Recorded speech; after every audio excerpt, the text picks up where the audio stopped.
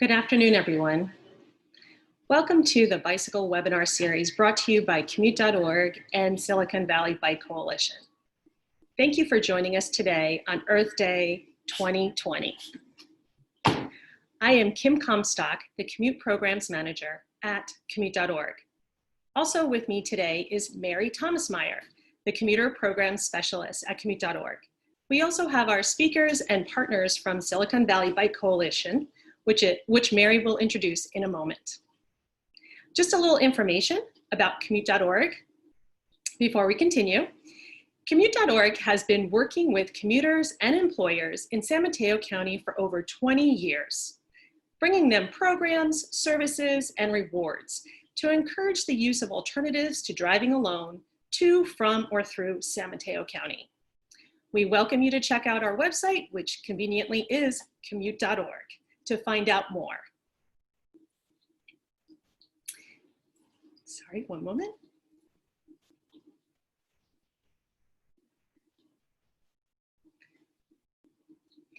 During this time of year, we are normally preparing for the in-person Bike to Work Day event in May. Instead, we're connecting with you for this online series during this current situation of sheltering in place. We're excited to partner with SVBC to go beyond our reach in San Mateo County to include Santa Clara County and beyond that. So thank you for joining us. But if you're not a current member of Silicon Valley Bike Coalition, Commute.org would like to encourage you to join. Throughout this series, we're going to be raffling off memberships to Silicon Valley Bike Coalition, and we will contact you if your name has been randomly drawn.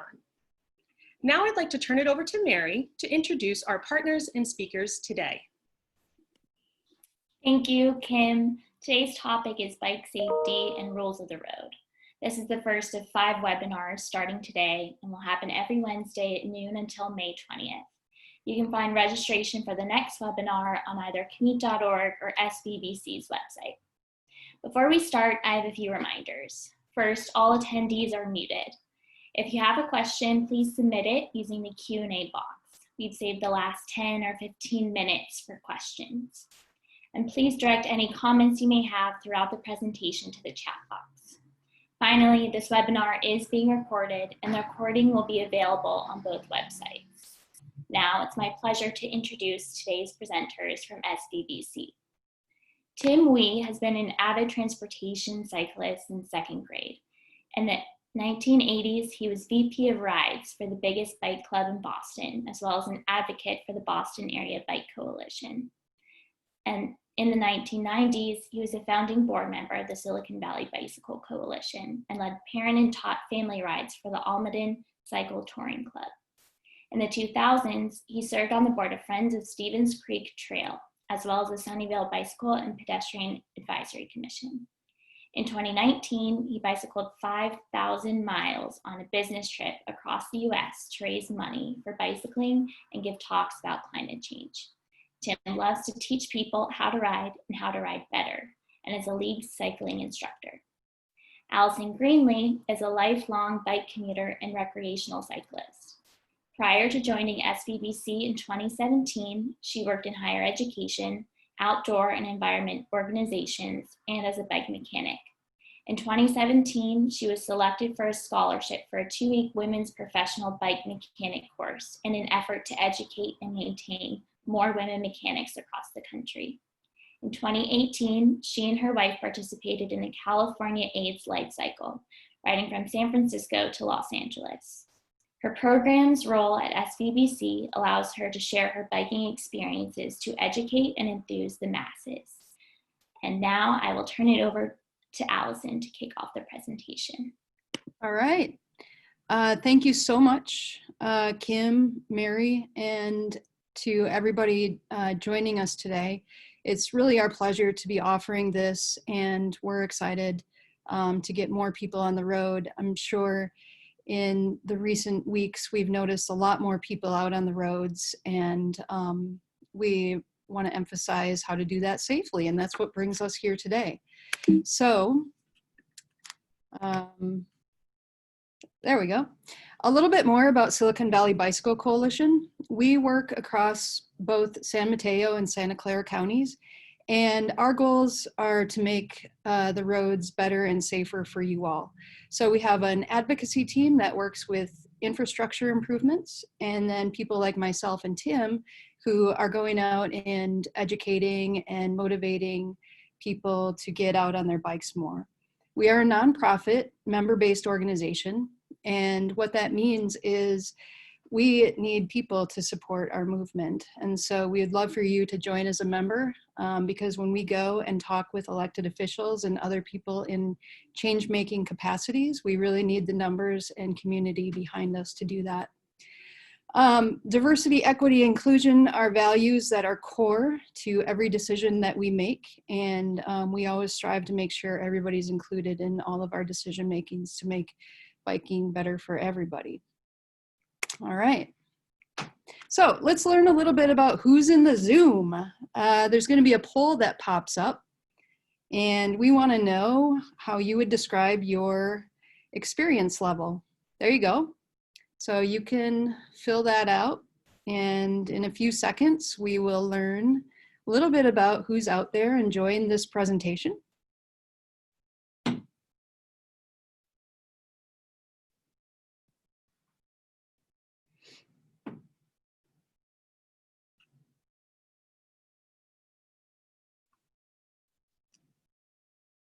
All right, cool. So got a nice variety of folks with us, some new folks, moderate and seasoned riders, 6, 14, and 5.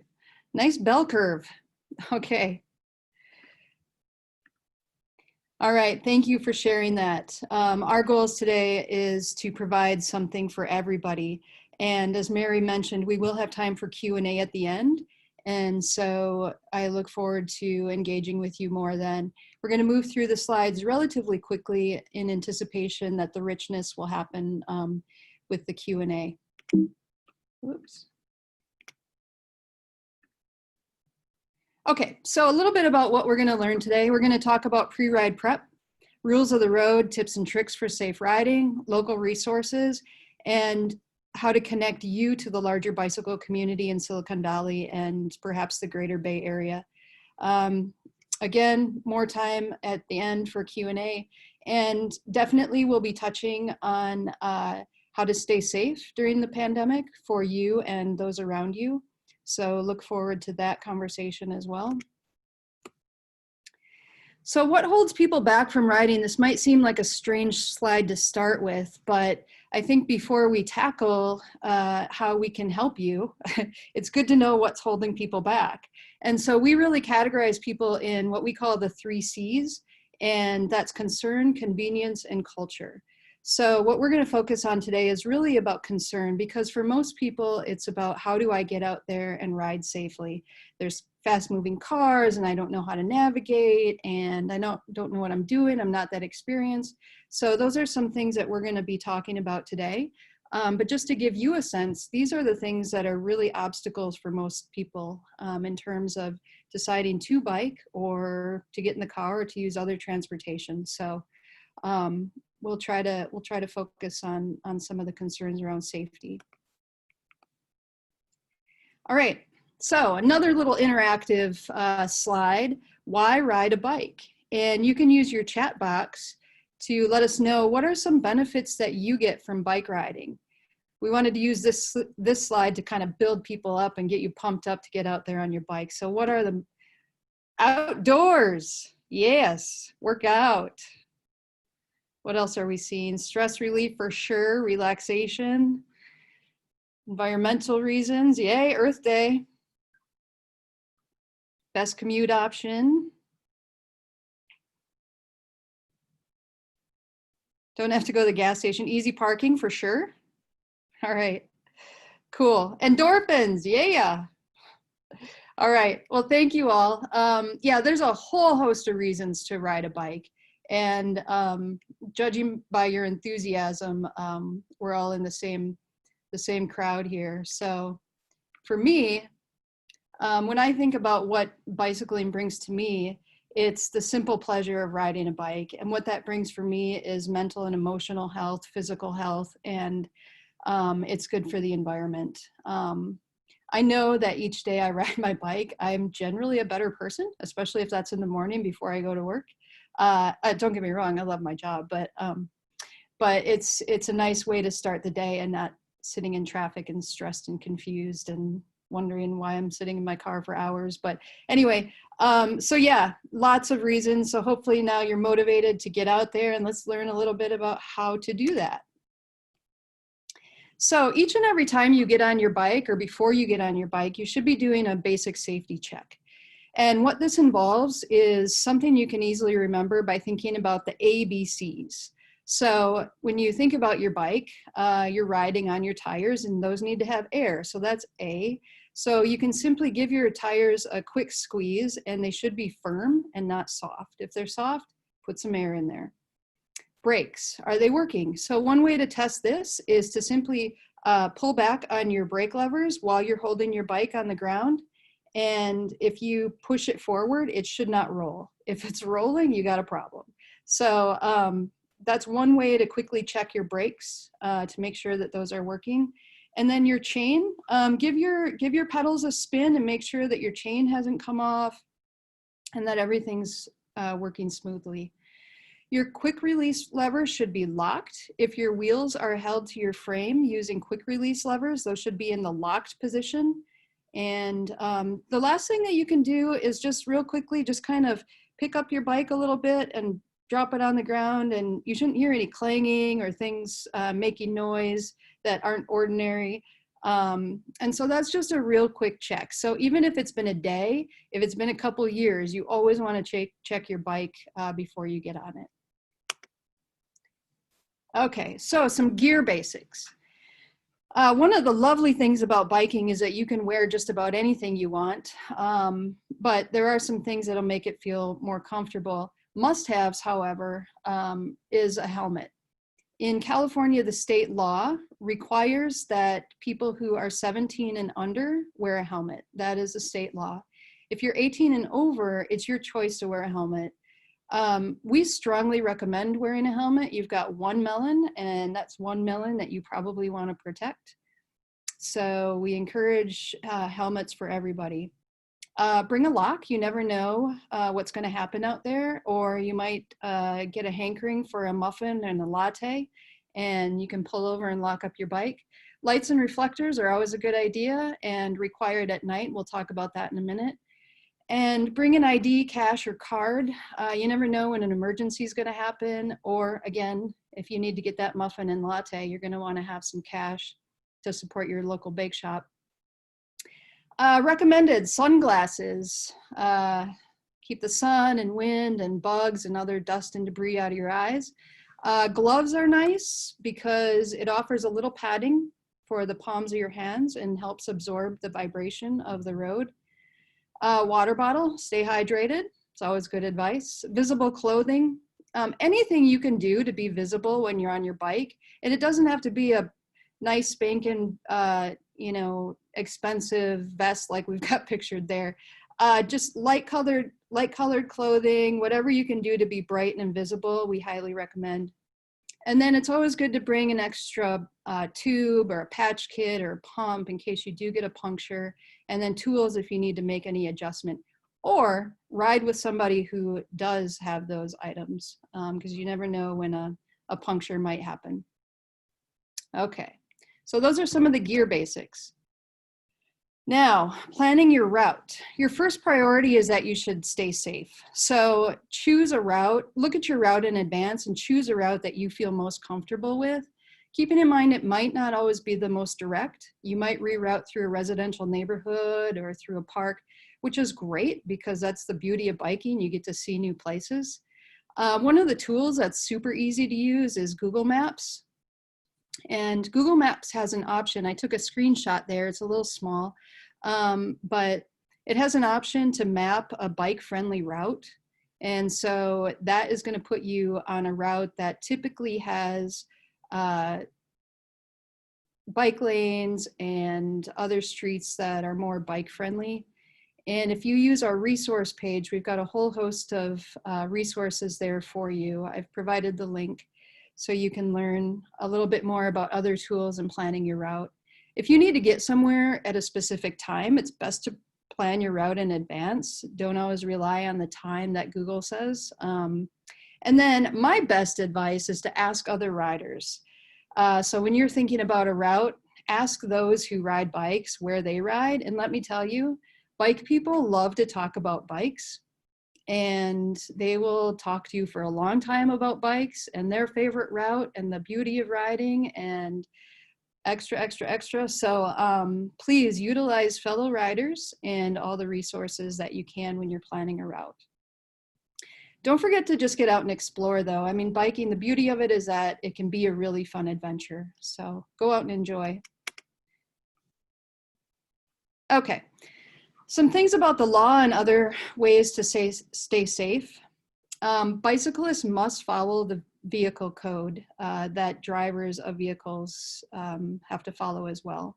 So you have the same responsibilities as vehicle drivers. That means stopping at stop signs. That means stopping at red lights and obeying all the other signs that are out there. We know not everybody does this.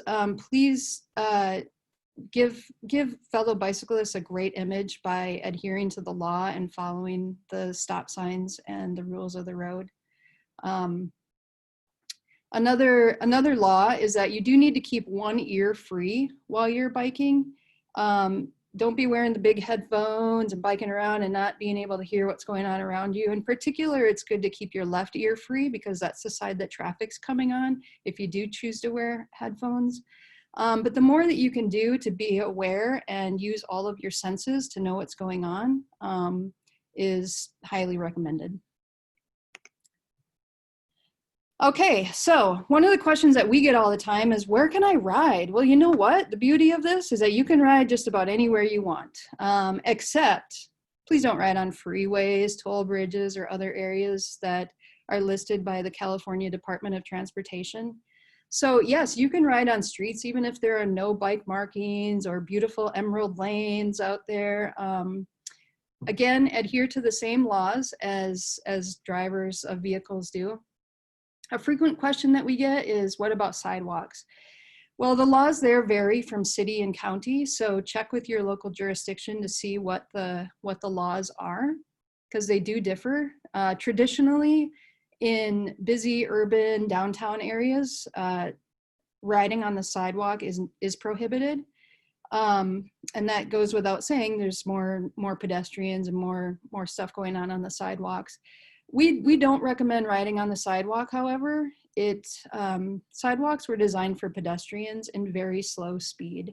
So it's difficult for vehicles and drivers to see you when you're coming out of intersections, etc. If you get to a place where you don't feel safe on the road and you get up on the sidewalk, we recommend getting off your bike and actually walking it on the sidewalk. It's much safer. And again, drivers just aren't expecting the speed of bicycles on sidewalks. So a little bit about bike facilities. Things are changing out there. We're seeing more opportunities to have more space on the road. Sharrows, these are arrows that you'll see in this one right here on the left. Those are predominantly on narrow or residential streets with slower speeds. So those are shared areas, but brings more awareness to drivers that this might be a route where you'll see more bikers. A traditional bike lane, such as this second picture, I love this second picture because this is a great example of what to do and what not to do. So for instance, you see where this gentleman right here is riding? You see how close to this truck he is? Don't ride here, not a good place to ride. You want to be at least 2 to 3 feet from the parked cars and as close to this side. This woman is modeling very good behavior, riding in the bike lane and on the left side. Okay, so you're seeing more separated bike lanes. This is a picture from downtown San Jose in the Better Bikeways Network. And that's actually separating the bike lanes from the vehicles. And it's a low stress way to get around. So if you haven't visited downtown San Jose and seen those, and there's certainly in other places as well, please check those out. All right, another California state law, you must have a white front light on your bicycle at dusk and through the dark. and a rear red reflector at least. My advice, light up as much as you can. Again, you want to be seen and visible as much as possible. So, but definitely you need to have a white light on the front and at least a red reflector on the back. Okay, be predictable and conspicuous. Always signal. Let drivers know what you're doing so that they can anticipate where you're going, just like you want to anticipate where they're going. So use your hand signals to let people know. And to your fellow riders out there, verbalize to people too. Stopping, slowing, let people know. Again, the more you can do to be visible and loud and here I am, see me, that's great. So please, again, tell people what you're doing. Okay, ride with traffic. So always ride in the direction of traffic. And a good rule to use is that you always want to be in the rightmost lane headed in the direction that you're going. And this will be more evident as we move through the slides, but you always want to stay on the rightmost side where it's most safe to the direction that you're going. Okay, more about predictability and being conspicuous. Ride in a straight line. Avoid gaps between parked cars. So this diagram is a good example of that. For new riders, it might be tempting to just creep in here because you want to be out of the way of the traffic and then bump back out here. That's not a great idea because you're kind of playing hide and go seek here. So just maintain a straight line and continue going. Resist those temptations to bump yourself in. That's just a good way to ride. Stay straight and pass on the left. So if you're passing another bicyclist, please do so on the left side. And again, let that bicyclist know that you're coming up behind them. So you're going to want to look over your shoulder, make sure it's clear, there's no vehicles coming on your left, and you can pass the other rider. Intersections there's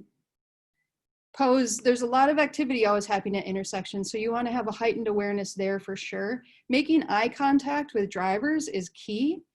It always feels good when I look at a driver and they're looking at me and I know that they see me. So the more that you can do to be visible to a driver, the better. Always avoid blind spots. So never put yourself in a situation where you're in a blind spot of a vehicle. So you want to stop behind the car or in front of the car. Like this diagram here, you're in back, or this diagram here, you're up in front or behind and in front of this car.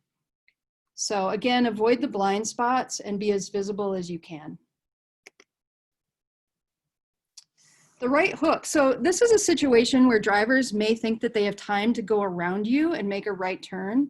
It's not often evident to drivers how fast riders may ride, and they think that they have time to go around. And so you can actually take some control of the situation by knowing if there's cars approaching you from behind. So you should always kind of have an awareness of what's going on behind you. You can have a little mirror on the side of your helmet, on your glasses, or on your handlebar.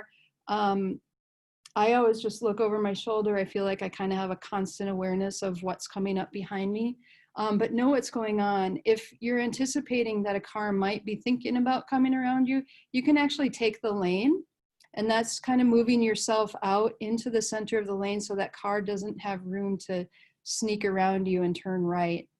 That could feel kind of intimidating, but that you do have the right to take the lane to say, I'm here, please just wait behind me, and then you can safely make your right turn. And that's another reason not to ride on the sidewalk. It's difficult for drivers to see you coming off the sidewalk and they're not anticipating you there. I wanted to note that it's really important to be extra cautious around large vehicles. Buses, tractors, and other large vehicles have huge blind spots and a really big turning radius. So you never want to get yourself in between the curb and a big vehicle in their blind spot. So please stay behind buses and trucks and never try to squeeze in between them at intersections. Okay, some more practical tips about being on the road and anticipating things. The more that you're out there, the more awareness that you'll have of what drivers and pedestrians and other riders might be doing. It's kind of like developing the sixth sense. I don't know if any of you more seasoned riders can relate to that, but you start to get an eye for sudden little movements and parked cars on the right. So you're biking along in the bike lane and it's like, oh, you see tires starting to turn, or you see the reverse lights come on and you're thinking, huh, maybe that car is going to move. Don't anticipate that they're always going to see you. So you need to kind of be vigilant and make sure that you can merge out if a car starts to pull out. Again, that's why it's critical to know what's going on behind you. I even look for heads in the driver's. Is there any heads in the driver's seat? Could that door be popping open? And so that's just more tips about things to think about when you're riding amongst parked cars in that bike lane there. All right, preparing for hazards and other road debris. It's a fact of life. The roads are never going to be completely clear of potholes and glass and other debris as much as we would like it to be. So you can prepare, scan ahead, always keep an eye on what's coming up and not directly in front of your tire so you can anticipate things to come. Hopefully you'll never find a hole that's this large that can totally engulf your entire bike and person. I guess that's an exaggerated example there, but be looking out for anything that could be coming up on the road. I wanted to note railroad crossings. Be extra cautious here, especially when you're going over the tracks. The tracks are just the right width to grab your wheel and make your bike flop over. So you want to be really cautious around these, and you want to be sure that you are crossing at a 90-degree or perpendicular angle so that your tire cannot get wedged in there. Be respectful of pedestrians and respect space in crosswalks, as this diagram shows. Okay, so a little bit about lane positioning. If you're staying straight and there's multiple lanes like this diagram, make sure that, again, you're in the rightmost lane for the direction that you want to go. So you don't want to be in this right lane because you're not turning right, okay? So you want to be in the most right lane for the direction you want to go, which is this lane right here. Now, if you have an intersection like this and you're turning right, you can get to the right and make your right turn. If you're going straight through this intersection, it's really kind and nice if you can get up here and wait to cross the intersection, because if there's a car coming up behind you and they want to turn right, drivers really appreciate it if they don't have to wait behind you. It might not always be something that you can do, but it's a nice gesture to let a car turn if you have the space to do that. Okay, a little bit about left turns. So this diagram over here, this is a multi-lane left turn. And again, give yourself plenty of time to look behind, scan, and merge over to that left turn lane when you can and when you know it's safe. Signal your turn and then merge over and turn left. Now, in situations like this, if there's a light, if you're waiting for a light, you can, and there's a lane of cars here, a line of cars, you can go behind the car, and as you would if you were in a vehicle. You can also stay on the right here and get up to the front and turn left, staying on the right side, and then you'll be on the right side of the road going in the direction that you're going. Both are legal. I think it really just depends on your comfort level of where you want to be in that lane. Now, sometimes there's lanes that have multiple lanes to cross over if you want to take a left. Safety is your most important priority for you and others, of course. So if you can't turn left like that, there's other options, okay? You can do what we call a box turn, and that's simply going and crossing the streets with the lights. So in this diagram 2 and 3, you're simply going to cross the street here. You can pick up your bicycle and turn it, and then go in this direction when the light turns. Or you can also get off your bicycle and go across the street as a pedestrian does in the crosswalk. So those are some tips about left turns. And again, do what feels most comfortable for you and most comfortable for the particular intersection. Trail riding. Who here has seen more people out on the trails in the last few weeks? I have. So a little bit about trail riding etiquette. Let people know what you're doing, okay? And please do this in advance. I wish that there was a room of you here and I knew how you were going to respond to this, but if you've ever been that person and somebody waits till the last second to know that they're passing you and it scares the bejesus out of you, don't be that person. Let people know well in advance. So, give them time. You can say passing on your left, or ring your bell, or, use your horn, but let people know what you're doing. Please maintain a lower speed on trails. There's a lot of activity and a lot of new trail users out there. So please mind your speed and anticipate that you're not going to be able to go as fast as you want to on those. A lot of them have marked speed limits on them, so please respect those and anticipate slowing down. And again, just another plug that the trails are really busy with runners and families and dogs and people just out trying to get a little space and to get some exercise just like you are. So the more that you can do to respect one another's space, the better. Okay, so for some of our new people out there and moderate riders, I just wanted to give a few motivational tips because it can be daunting and, there's some obstacles for sure. But if you just kind of slow down and relax and go at your own pace, you'll get there, Ride where you feel most comfortable, slow down in busy traffic. Remember, it's a ride, not a race, okay? So just go out and enjoy the experience. Riding with experienced people is key. Observe what they're doing and ask a lot of questions. Remember when I said bike people love to talk about bikes and they will talk your ear off and tell you, this and that? Take advantage of that. You'll learn a lot from people who have seen and experienced a lot of different things. There's a lot of great bike clubs throughout Silicon Valley that are accessible for any ability, rider, age, and different demographics. So I've provided a link there. I encourage you to check those out. And that's just another way to build, a social community to help you get out there and motivated.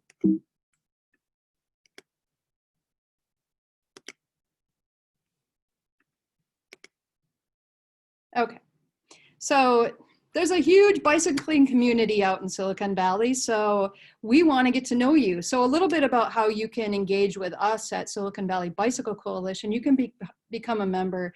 And as I mentioned before, it's really about numbers. We really want to go out and show people that we need space and that we need safe places to ride. And so the more people that can come out and advocate for that, the better. So you'll learn about advocacy in your area. That's another opportunity to get engaged with our advocacy team. You can volunteer, do bike parking and special events, and we host social rides and educational events and all sorts of good stuff. Again, this is all after we can safely be united again, but we really look forward to meeting you someday. Okay, just a little bit more. If this is probably a lot of information for some people. And if you're just on the cusp of thinking about like, oh, I want to get out there, but I'm just not sure, identify what those barriers are and then figure out how can you move past those barriers. Maybe you don't even have a bike. Okay, so that would be a place to start. But what are some things that can help you ride more? Start small and build up. What is accessible for you? And again, build those social networks around biking. Okay, and then this is our last slide before we take questions and answer and engage with all of you. Please consider SVBC a resource for you. We have built a web page that can provide you a lot of resources to get out there and to engage with the community. And again, one more plug about becoming a member and supporting us as a nonprofit going through this. We need all the support that we can get these days, and we want to keep working for you to make Silicon Valley the best place to ride a bike. So with that, I'm happy to open it up to questions, and we'll see what you want to learn.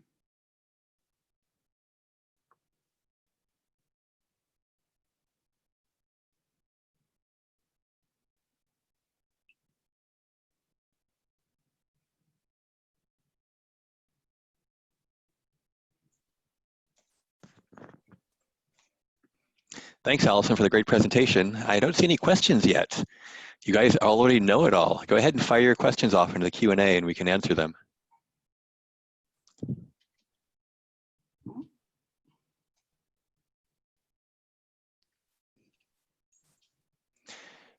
Okay, the first question is, do you know of bike clubs in Oakland? Well, there's a Bike East Bay. You can join that bicycle coalition, and there are a lot of clubs in Oakland. I don't personally know of clubs in Oakland. Allison, do you know of any clubs in Oakland personally? Not personally, no. Yeah. Okay, I see some questions in the chat. Do you have tips on picking out a bike for the first time? Well, that is actually going to be the topic of our next webinar. And Allison will be going over how to pick out a bike for the first time. There are a lot of tips we go over, so I recommend actually coming to the next webinar for that, because to cover them right now, she'll have a lot of more information on that. Unless Allison, you'd like to chime in now with some tips. Well, there's a lot of resources online. I do worry that there's a lot to think about when you're looking for a bike. What I would encourage you to do is to think about what purpose you want your bike to serve, because there are many different types of bikes out there. And so if you think about, what do I want this bike to serve? Is it going to be recreational? Am I going to use it for commuting? Do I want to carry stuff with it? Am I going to be riding trails? Are they paved? There's a whole host of questions that you should be asking yourself before you ride a bike. And the last piece of advice I'll say is to utilize your local bike shops and go there and ask lots of questions, and also ride lots of different styles and types of bikes. I remember, like, I fell in love with this bike because it was so beautiful, but I rode it and I'm like, ooh, this isn't the bike for me. And then I got something completely different because it felt good and it felt perfect for what I needed. So. Okay, the next question up is, how often do you put air in your tires if you ride 2 times daily? Well, for myself, I typically, I check my air every day, every time I go on a ride, but I'm typically not filling up my tires maybe like once a week or every other week. It depends on the tires, how well they hold air. So it depends on your bicycle type, how big your tires are. If you've got super skinny, narrow tires that are high pressure, those need to be filled up more often. If you've got nice, big, fat, softer tires, like on mountain bikes, those generally less often, but it depends on the tube and the tire. Let's see, in the chat thing, I've got, for folks just starting out and not wanting to spend too much time on bike maintenance, etc., what's your best advice? Is there a swap, give and take organization? There are many places to get bikes for free. I've actually personally gotten over a dozen bikes for free on free cycling lists, on Craigslist for free, on Nextdoor. There are also many used bicycle places where you can buy bikes in the Silicon Valley area. There's the Bicycle Exchange in Mountain View, Palo Alto. That's a nonprofit. We have the San Jose Bike Clinic, which is affiliated with the Silicon Valley Bicycle Coalition downtown San Jose. There's community bicycles in community cycles in San Jose as well. And there's Good Karma Bikes in San Jose. There are some other places for used bikes around in Palo Alto. There's many bike shops carry used bikes. So ask your friends, ask your families. There's a lot of bikes in the area, and a lot of them can be gotten for free if you need a free bike. If you do get a free bike, however, then you're taking responsibility for maintenance. highly recommend, if you're a new time rider, first time rider, to get a bike from a bike shop or from one of the community resources I just mentioned. By the way, we can send out, after this is over, we can send out a list of links that include links to many of these bike resources. Let's see. Okay, I've got in the, and by the way, when you ask your questions in the Q&A pod, it's a little easier for us to track versus in the chat. So in the Q&A pod from Cicely Foot, are you allowed to clip lights onto yourself? My tail light doesn't stay upright on my seat post anymore, so I'm wondering if I can clip it onto my backpack or something. Yes, you may clip a light to yourself, to your helmet, to your body. Just want to make sure that it stays visible in the direction you want it. It doesn't fall off, because if you're wearing it on your body, you can jostle it off of your clothing more easily. Allison, do you have anything else to comment on that light question? No, I think you did a great job. Okay. The key is putting it someplace where it's going to be seen to oncoming traffic. Yes. Now popping back onto the Q&A pod from Iris. For folks just starting out, not wanting to spend too much money on a bike maintenance, what's your best? Okay, so actually you just answered that via the chat. You just popped in the Q&A. Thanks very much for doing that. Got another one from Iris Chen. Does GRH apply to bike riders? If so, how do we access it? GRH, I'm not sure what GRH stands for. Well, I'm happy to jump in there, Okay. Tim. Thank you. That could be the San Mateo County Guaranteed Ride Home Program. So if you work in San Mateo County and you're not covered by your own employer's program, Commute.org will give you up to 4 times a year if you have an emergency and you are a bike rider and you need to get home in an emergency and you rode your bike to work. We will cover the cost up to $60 4 times per year to help you, to encourage you to keep on biking, but also help you with that kind of commute insurance if something does go wrong during your day. So if you are working in San Mateo County or going to college in San Mateo County, you would be covered under that program. Thanks very much, Kim.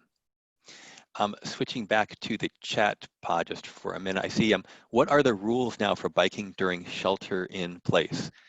So in both of our counties, San Mateo and Santa Clara County, you are allowed to bike outside. You need to maintain your physical distance, 6 feet or more from all participants around you. In San Mateo County, there is an extra provision where you're not supposed to go further than, when you're doing recreation, further than 5 miles from your home. In Santa Clara County, that does not apply. Santa Clara County can venture further, but in San Mateo County, there is a restriction for within 5 miles of your home when you're exercising outside. If anyone has any other questions, they can post them about the shelter in place. It's very important to follow the health orders that our counties have put in place. They're well researched and they're meant to keep all of us safe. Tim, do you want to touch on the face covering recommendations? Thank you. Yeah, for face coverings outside, in neither county are you required to have face coverings if you're more than 6 feet away from each other. If you're closer than 6 feet, in San Mateo County, face coverings are required inside buildings. So carry your face cover with you. I keep my face covering in my back pocket at all times, wherever I'm going. See, I'm holding it up here, nice decorative one. Reusable face masks are the best choices for residents rather than disposables. That way you can just wash them. They're just for your own personal use. And they save the disposable, the N95 and disposable surgical masks for our medical personnel who they need to move from patient to patient to patient. They need to change over there. They can't use reusables like we can use. But since this is for your own use and no one else is touching it, you can just reuse your own face mask and discard them and create pollution on the side of the roads or in parking lots, which unfortunately I'm seeing a lot of those. So bring your reusables for when you visit your businesses. To keep you safe and keep other people safe from you as well. Let's see. Hopefully that covers anything, unless Kim or Mary, you see or Allison, you see a gap in what I just mentioned. Well, one thing that I'll add is that make sure that you are either riding solo or riding with people from your same household. We've gotten a number of questions about this, and also some concerned folks out there who have indicated that they've seen groups of people riding together. You know, and again, we're making assumptions that these are people who may or may not be living under the same household. But knowing that your air when you're exhaling is carrying a lot further when you're biking. It's actually quite a hazard to be riding close to people. What I want to say about this is that nobody wants to lose the privilege of riding our bikes for recreation. And, you know, if people are breaking these restrictions and riding together in pelotons and in groups, there's potential that we could lose this privilege. And so I just wanted to put that out there to please respect the restrictions that are in place. Remember, it's not forever, it's just temporary. We all want to be with our friends, but the more that we can do to move forward and out of this, the better. And again, you know, if you are riding individually and you're passing people, please give plenty of space and let people know that you're coming, and give space to get around that is safe, but at a healthy distance. And we have one other poll we want to share with you. So if Kim, you could pop that poll up. So how often can you guys commit to riding? Just answer that so we can see what your perspectives are.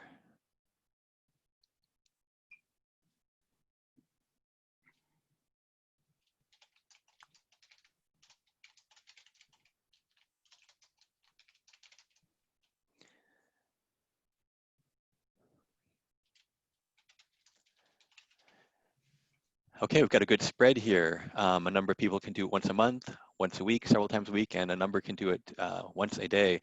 I personally, I'm trying to ride every single day for the rest of 2020. So that's my aspirational goal, and I'm doing pretty well so far. Okay, moving on with the questions. I believe Victor Lee asked, when passing other cyclists, what's the most courteous and safe distance to maintain? You don't draft other people, and as Alice was mentioning earlier, just give everyone a very wide berth outside. Back to Victor in the Q&A pod. When driving a car and confronted with cyclists who intentionally hog the road, what do you do? Honk or yell? Well, it's very important for drivers to become better educated about how cyclists behave on roads. Cyclists are entitled to take the whole lane when necessary. And for a car driver, they often think, well, they can squeeze off to the right. Really, cyclists are safer when they're in the middle of the road because they're extremely visible, and they may be avoiding hazards on the sides, glass or other things that a car driver is not likely to notice, can just run over, but would be very hazardous to a bicyclist. So as a car driver, when confronted with cyclists who seem to be hogging the road, treat them like a car vehicle. If a car is in front of you, do you honk at it, or do you wait until it is able to move out of the way? Just pass safely to its left when it's free, and treat the bicyclist just like you would a car or a buggy or something else that may be moving slower, but does need to be in the main line of traffic. That's my advice on that. Don't ever honk or yell at cyclists, because honking is very intimidating. A car driver is in a large metal machine that's a couple tons in weight. A cyclist has no such roll cage around them, no armor. They're very vulnerable, and they're trusting car drivers to be very considerate around them and to give them space. It's a law in California. You have to pass all cyclists with at least 3 feet of clearance. And I recommend much more. 6 feet is good. 6 feet is good for physical distancing with coronavirus. 6 feet is really very friendly distance to pass a bicyclist with when you're in a car. Let's see, I have another question. Are helmets good forever? Do you need to replace them often? There is, let's see, if the helmet is ever damaged, if you've in a crash, always replace your helmet. There's mixed news on whether helmets age over time. Some helmet manufacturers say like 5 to 6 years, you turn over your helmet.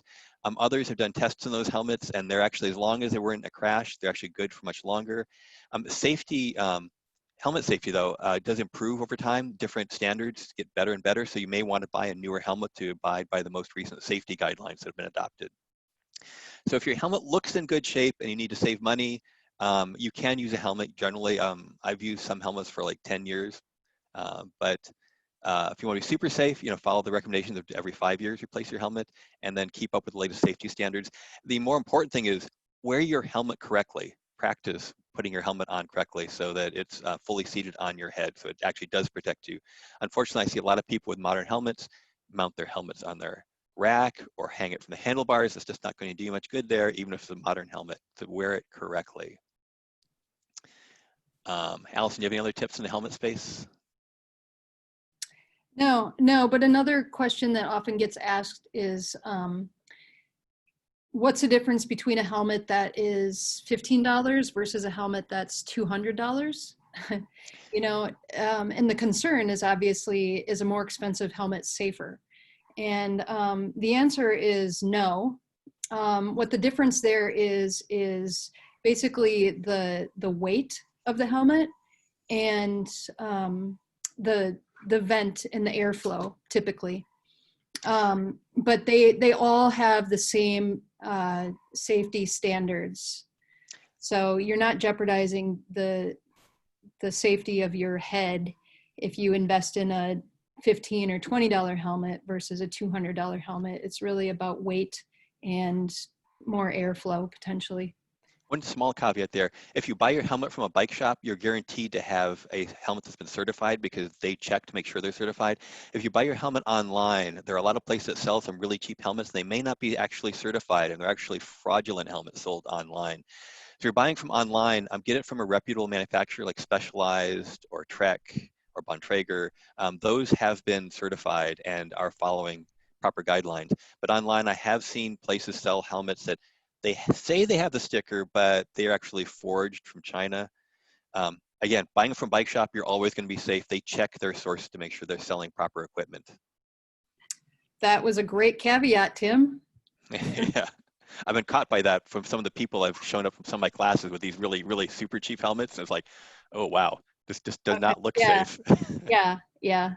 Well, and the thing that I always say is, please support your local bike shop. That too, yeah. They bike shops in the area are all of them that have survived in tough economic times. They are really good shops, and they're all high quality. I've visited a lot of them. Let's see. I'm going to take another question from an attendee. My tires are supposed to be 100, 110 psi, but I have a hard time getting them past 80 or 90 with my manual pump. Is that okay? Wow, those are really high pressure tires. If they really say that on their sidewalls, I would recommend bringing them to that pressure. If they are fairly thick tires, they'll generally have a much lower pressure. So consider getting tires that are just thicker or puffier. They won't have quite so high pressure requirement on them. But the skinnier tires, unfortunately, they often do need to be pumped up really high because they're very, very, very skinny and they can't provide enough cushioning to prevent rim damage if you go over a pothole. Get a different manual pump. Most foot pumps or the big pumps are able to easily get up to 110, and they get more oomph behind them because you put all of your body weight behind it.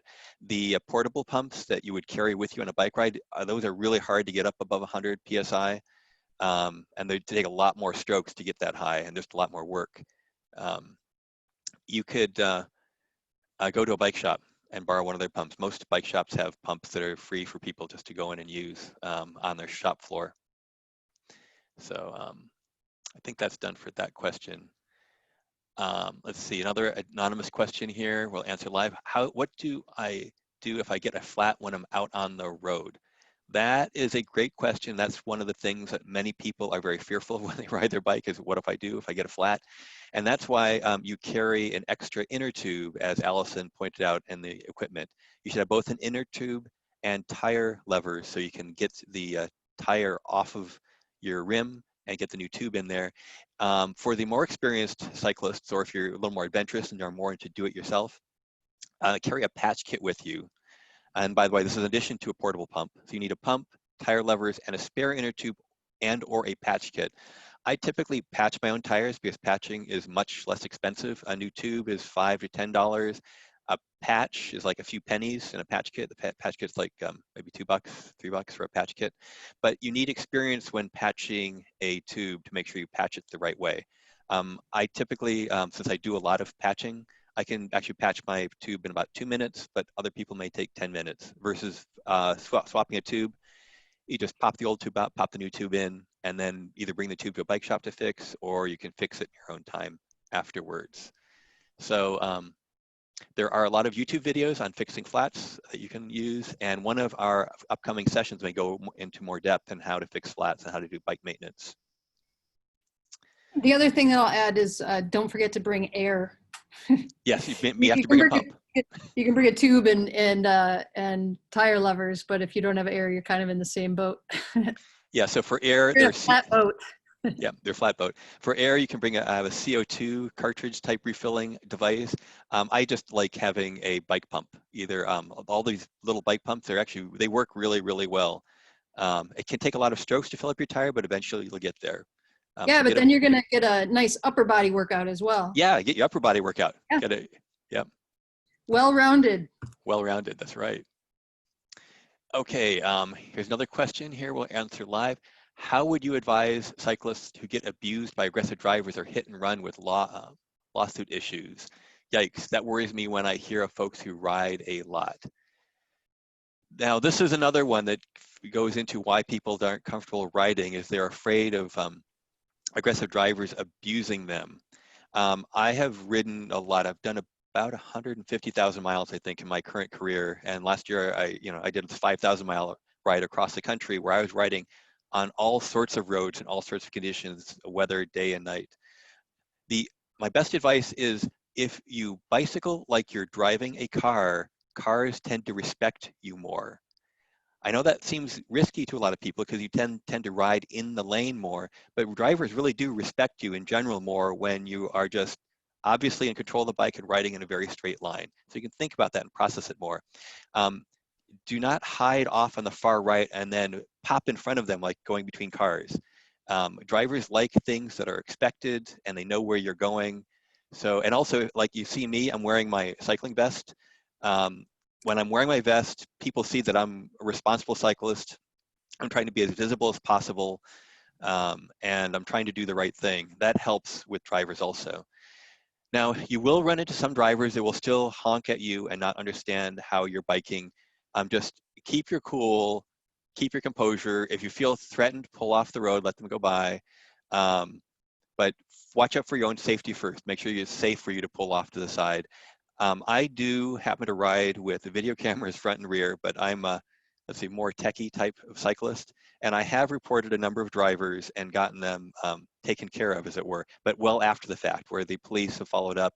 And FedEx actually followed up in one case where I was riding, when I was going cross country, some FedEx drivers didn't honk at me as such, but they just were way too close to me. And having a big truck pass too close is just unsettling.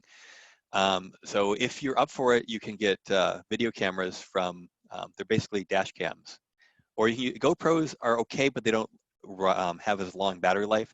There's a camera from Cyclic, CYCLIQ, I think is how they spelled. That's what I'm currently using, and those run for about 8 hours at a run. And actually, another thing is, join your bicycle coalition in your area. We are looking out for you, and we're trying to educate drivers. One of the options for one of our future webinars is having a safe driver workshop. We're debating about which webinar to offer with these online webinars that Commute.org is having. If drivers really do pay attention to their driver manual, it clearly calls out everything we're mentioning in this course about bicycles are vehicles. Treat them as such and be safe around them and pass them enough clearance and don't honk at them. So together we are stronger. Join your local bicycle coalition, get involved in bicycling. Okay, I think that's done. Yeah, I think given the time, we're going to have to move on, and I'm going to let Mary close us out. Great, thank you both Allison and Tim. That was really helpful information. And thank you all attendees for joining us today. Please join us next week for our topic on finding the best bike for you, tips for any budget. You can find the registration link on Commute.org and SVBC's websites, and please encourage your friends and coworkers to sign up.